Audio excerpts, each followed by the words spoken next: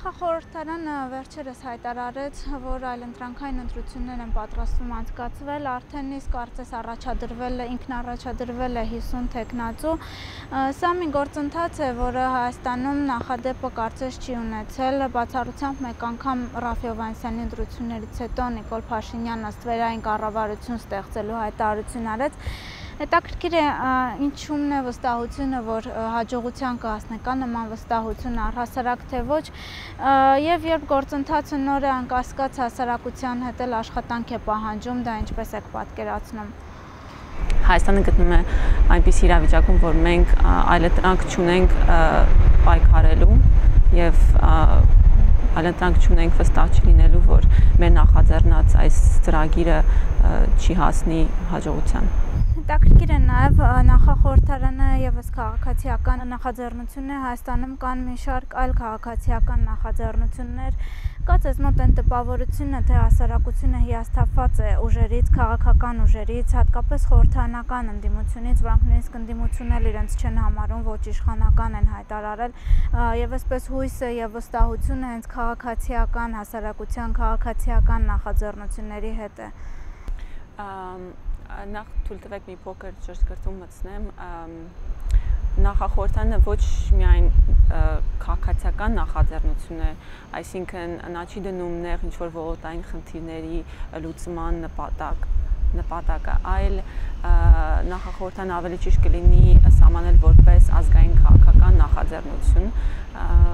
դա մեկ, երկրորդը անշուշտ միանշանակ հիասթափությունը կա եւ դա շարունակական 20 տարիների ընթացքում հասարակության օտարացումն էր ցանկացած քաղաքացիական,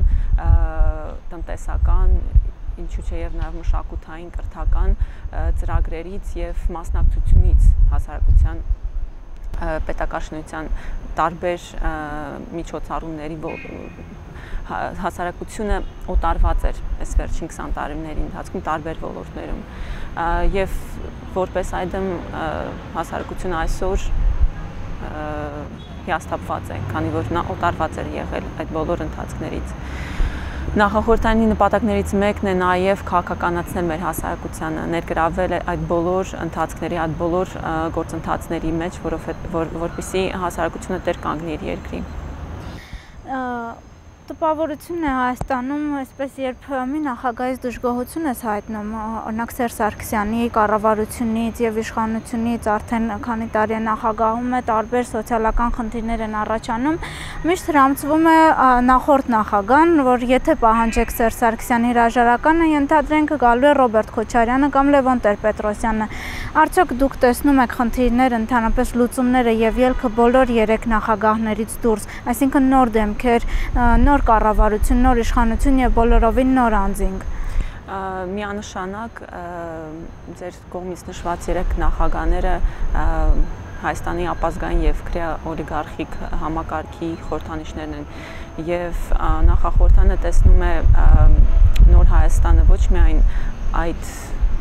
համակարգից դուրս, այլ նաև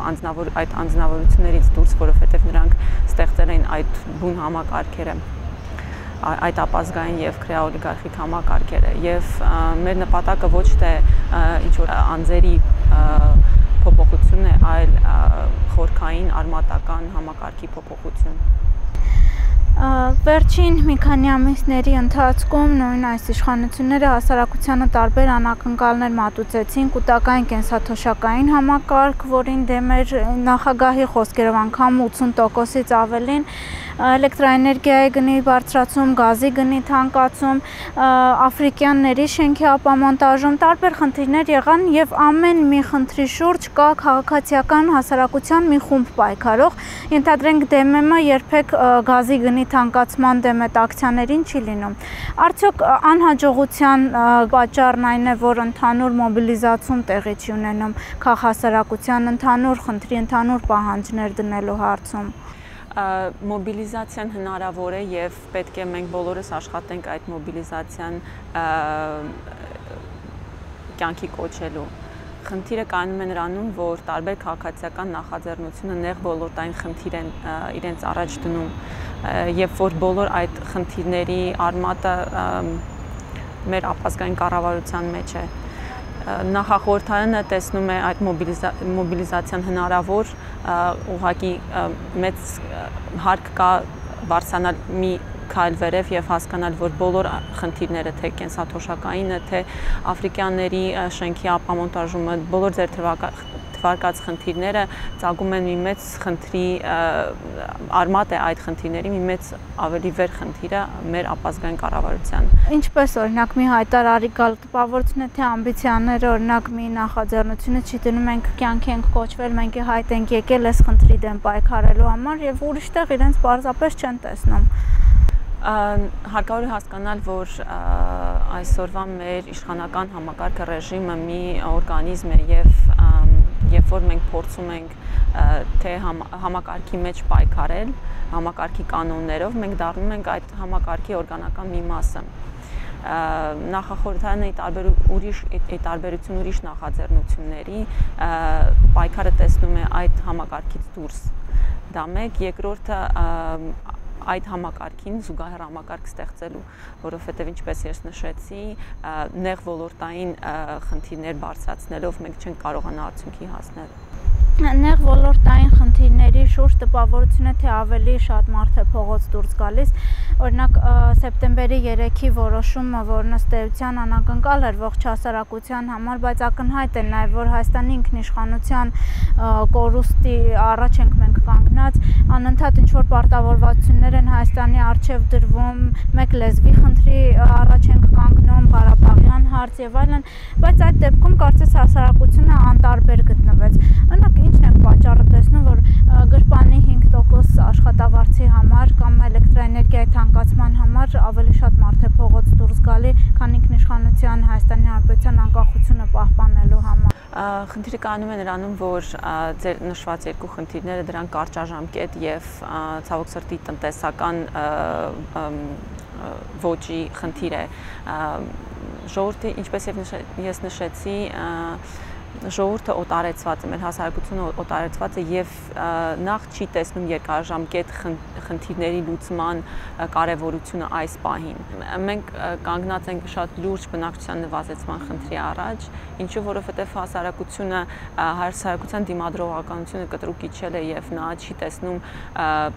պայքարը Հայաստանի մեջ որպես մի գործընթաց, որը արդյունքի կբերի եւ մարդիկ լքում են Հայաստանը։ Այսինքն իրանք երկարաժամկետ լուծումներ չեն տեսնում Հայաստանի համար, իսկ դուրս են գալի այդ ձեր նշված խնդիրների համար, որովհետև առաջինը դա կարճաժամկետ խնդիր է իրենց համար եւ երկրորդը դա տնտեսական խնդիր է, ֆինանսական խնդիր է։ Կարելի ասել աֆրիկյանների օրինակ ապամոնտաժումից հետո, նաև կուտակայինից հետո շատ է ձեր նշած այդ արտագաղթելու հոգեբանությունը, որ չհասանք նպատակին, օրինակ DMM-ն էլ կարծես վերջնական իր նպատակին, ինչ-որ զիջումներ արվել են, ինչ-որ փոփոխություններ կան, չենք հասնում նպատակին, արտագաղթում ենք, ինչպես այդ հոգեբանությունը վերացնել։ Հասարակությունը պետք է իր պայքարը ճիշտ ընտրի։ Ինչպես ես նշեցի, բոլոր այս պայքարները գալիս են հասնում են փակուղու, որովհետև պայքարը ընթանում է համակարգի մեջ։ Պետք է համակարգից դուրս պայքարել։ Ուրիշ տարբերակ մենք չունենք, որովհետև նույն մեր արդարացության համակարգը ամբողջովին փտած է, չի գործում։ Մեր քաղաքացու իրավունքները չի պաշտպանում։ Ինչ իմաստ ունի պայքարել մի համակարգի մեջ, որը գործում է միայն շատ նեղ անձանց շահերը պաշտպանելու նպատակով։ Դուք տեսնում եք զարգացումներ, ճիշտ է նախախորհրդարանի ծրագրում կա մինչև ցեղասպանության 100-ամյակը հասնել, այդուհանդերձ ինչքանով է իրատեսական մինչև 17-18 հերթական ընտրությունները ռեժիմի համակարգի փոփոխության հասնելը։ Նախ նշեմ, որ ռեժիմը արդեն բավականին թուլացած է եւ դրան վկա մեր արտաքին քաղաքականության բուն բացակայությունը, եւ որ քո իշխանությունը չի գործում ազգային շահերից ելնելով եւ բազում այլ գործոնները վկայում են նրա մասին, որ մեր իշխանական բուրգը գնալով թուլանում է։ Եվ նախախորհրդանում մենք համոզված ենք, որ մի քանի այլ իրադարձությունների արդյունքում փոխզվի եւ մենք պետք է պատրաստ լինենք։ Ինչ վերաբերում է 17-18 թվականին, մենք ուղղակի ժամանակ չունենք։ Հայաստանը գնալով դառնում է մարգինալ երկիր, որը ընդհանրապես իր ազգային շահերի ուղղությամբ չի վարում ոչ մի քաղաքականություն։ Մենք ուղղակի ժամանակ չունենք եւ դրա համար նախախորհրդանը